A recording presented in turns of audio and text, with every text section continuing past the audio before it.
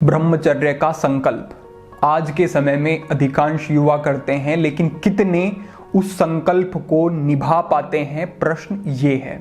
हमें अनेक ऐसे कमेंट प्राप्त होते हैं, प्रश्न प्राप्त होते हैं कि हम संकल्प करते हैं, लेकिन जैसे ही एक निश्चित समय अवधि होती है हमारी पूरी, वो चाहे 10 दिन है, 15 दिन है, महीना है, 2 महीना, 5 महीना, जैसे ही हमारी वो एक निश्चित समय अवधि पूरी होती है, जैसे उससे आगे बढ़ते हैं तो हमारे मन में वही स्मृतियां, वही विचार, वही चीजें चलनी शुरू हो जाती हैं और हम ऐसा अनुभव करते हैं जैसे हम दास हैं इन स्थितियों के। और ये वास्तविकता है जब व्यक्ति मानसिक कैद में होता है, अपनी आदतों का, अपनी लत का गुलाम हो जाता है, तो उसकी स्थिति ऐसी ही होगी जैसे एक व्यक्ति जेल में बंद होता है। वो व्यवहार जो भी करता है उस 4 दीवारी के अंदर करता है, लेकिन अगर उसके मन में इच्छा जागे कि मैं इस 4 दीवारी से बाहर जाऊं तो उसके लिए वो संभव नहीं है, क्योंकि बहुत सारे अवरोध हैं उसके मार्ग में।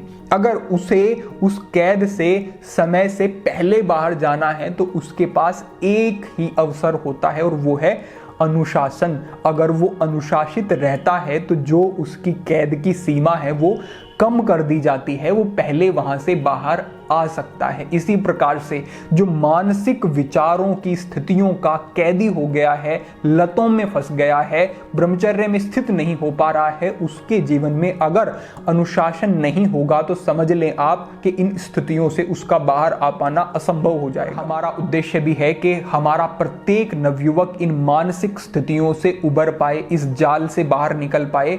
वो अगर मानसिक स्तर पर स्वतंत्र हो जाता है अपने जीवन के, फिर वो हर एक पक्ष को नियंत्रित कर सकता है, अपने अनुसार संचालित कर सकता है। दूसरे स्तर पर हमारा उद्देश्य है कि आप अपनी संस्कृति की चीजों, सिद्धांतों को अपने जीवन में लेकर के आए। अगर ऐसा करते हैं तो आप निश्चित रूप से इन संकल्पों को पूरा कर सकते हैं। आगे बढ़ते हुए जो हमने अनुभव किया, हमने कुछ प्रश्न किए एक बार एक ग्रुप में, वहां पे जो उत्तर हमें प्राप्त हुए कि हमें जो बाधा होती है ब्रह्मचर्य के संकल्प में, वो लगभग 20 दिन और 21 दिन का समय है। 15 दिन, 20 दिन तक तो हम स्थिर रह पाते हैं, लेकिन ये जो 1, 2, 3 दिन आगे के होते हैं ये बड़े कठिन होते हैं, इसमें हम स्थिर नहीं रह पाते। इसका कारण क्या है, इसको हम समझते हैं कि ऐसा क्यों होता है।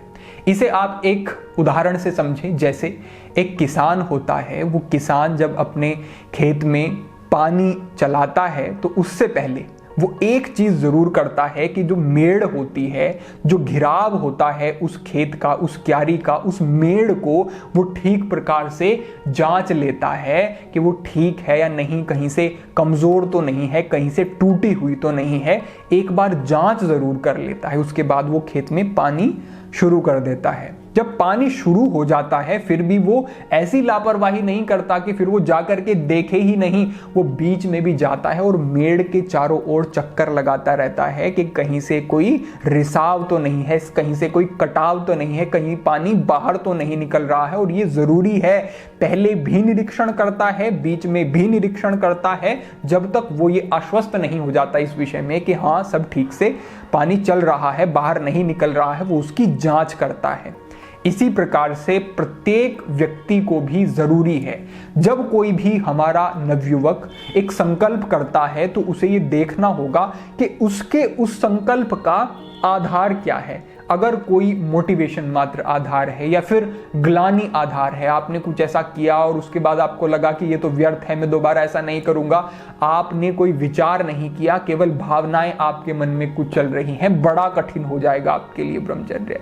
अगर मोटिवेशन है, कोई वीडियो आपने देख ली, किसी व्यक्ति ने कहा कि तुम मूर्ख हो, तुम्हारा जीवन नष्ट हो जाएगा, पतन हो जाएगा, तुम कहीं के नहीं रहोगे, तुम मोटिवेट हो गए, तुम डर गए या फिर कहें, और आपने ब्रह्मचर्य का संकल्प किया, ब्रह्मचर्य का संकल्प दृढ़ नहीं हो पाएगा। करना क्या पड़ेगा, निरीक्षण करना पड़ेगा। जैसे वो किसान उस क्यारी के चारों ओर घूम के पहले देखता है पानी चलाने से कि क्या ठीक है, कहीं कमजोर तो नहीं है, इसी प्रकार से आपको भी अपनी स्थितियों को देखना पड़ेगा, अपने जीवन को देखना पड़ेगा, विश्लेषण मूल्यांकन करना होगा कि मैंने अब तक क्या किया, क्या मेरे जीवन की दिशा ठीक है, मुझे किस प्रकार से इस दिशा को बेहतर बनाना है। और केवल ब्रह्मचर्य का संकल्प ही नहीं, साथ ही साथ अपने जीवन को ऐसी ऐसी दिशा भी दें जिसमें कि आप कोई अपना लक्ष्य रखते हैं, कोई व्यवसाय का संकल्प है, कोई आपका अभिष्ट लक्ष्य है, राष्ट्र सेवा है, आध्यात्मिक प्रगति है, योगिक प्रगति है, कोई भी एक ऐसा विषय जिसमें कि पूर्ण तन्मयता के साथ आप अपने आप को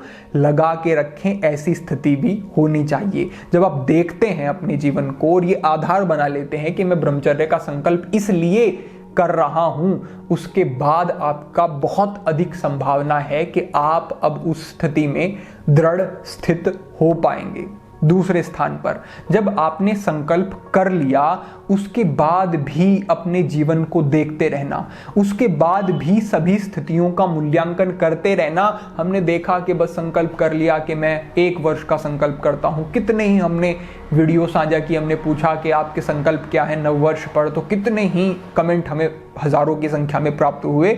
लेकिन फिर कुछ ही दिनों बाद अनेक कमेंट ऐसे भी आने शुरू हो जाते हैं कि हम नहीं कर पाए, हम नहीं कर पाए। क्यों नहीं कर पाए?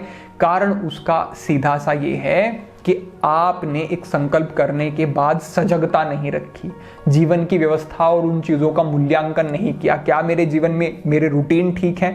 क्या मेरे जीवन का अनुशासन ठीक है?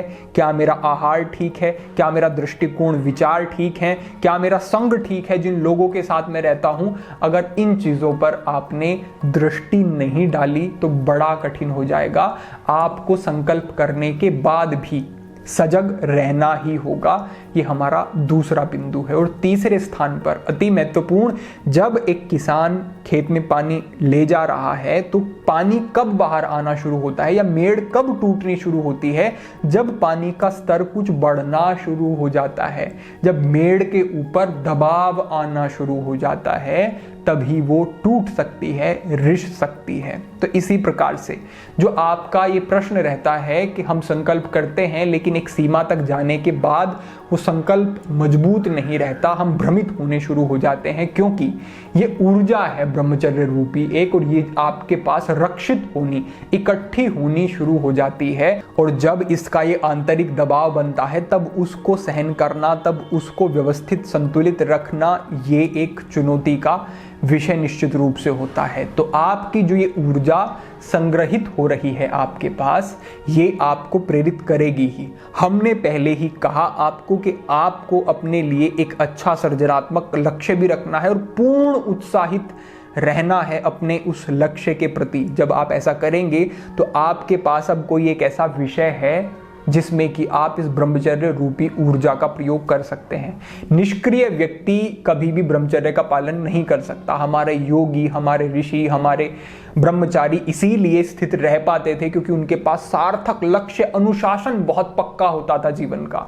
अगर अनुशासन है और सही दिशा में उस ऊर्जा का प्रयोग करने की आपके पास स्थितियां हैं, मानसिक स्थिति वैसी है, तो ये ऊर्जा आपके लिए बहुत अच्छे तरीके से बहुत सृजनात्मक कार्य कर सकती है।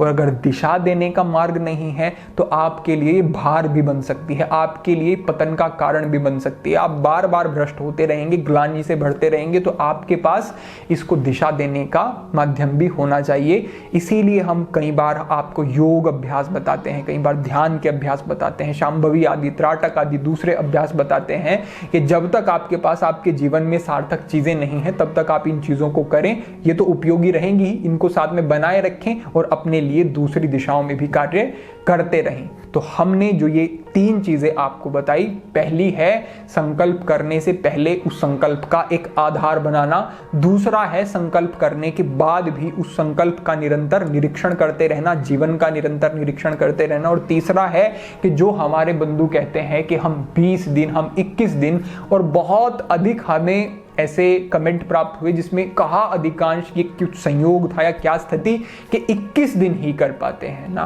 22, ना 23, ना 20, 21 दिन का बड़ा कहा। और ये संभव है क्योंकि व्यक्ति को लगने लगता है जैसे 15 दिन होते हैं, शायद 16 दिन होते हैं, तो उसको लगने लगता है कि अब तो काफी समय हो गया है। अब जैसे ही उसके मन में ये विकल्प बन जाता है अब तो काफी समय हो गया है, तो उसका मन लापरवाही की स्थिति में चला जाता है, संकल्प पक्का नहीं रहता, और फिर उसके लिए वो 3, 4, 5 दिन आगे बड़े मुश्किल हो जाते हैं, और 21 दिन में ये उसके लिए बड़ा भारी हो जाता है इतना निभा पाना, और वो भ्रष्ट हो जाता है। तो इसी प्रकार आप इन स्थितियों को समझें और ये भी समझें कि जिस व्यक्ति को मन की सही समझ नहीं है वो जीवन के किसी भी बिंदु पर सफल नहीं हो सकता। मन की समझ होनी जरूरी है। आप दृढ़ रहेंगे, आप एकाग्र रहेंगे, ठीक प्रकार से सभी अपने संकल्पों को पूरा तभी कर पाएंगे। इसीलिए हम बार बार अपने बंधुओं को योगिक मार्ग का एक जो प्रेरणा देते हैं या फिर जो हमारे आध्यात्म और योग के अंतर्गत गूढ़ मनोविज्ञान के विषय में बातें कही गई हैं उनको आप तक अग्रेषित करते हैं, जिससे कि आप उनसे सीख करके उनका प्रयोग करके मन, विचार और वृत्तियों के विषय में समझ रखें और उनसे सचेत रहें, सजग रहें। आज के लिए आपके लिए यही एक प्रेरणा थी कि किस प्रकार से आपको इस मार्ग पर बढ़ना है और कैसे व्यवधान पढ़ते हैं। अपेक्षा है आपको ये संकेत समझ आया होगा। भविष्य में अन्य महत्वपूर्ण विषयों पर मार्गदर्शन होता रहेगा। सभी के लिए प्रार्थना, सभी के लिए मंगल कामना। आज के लिए इतना ही।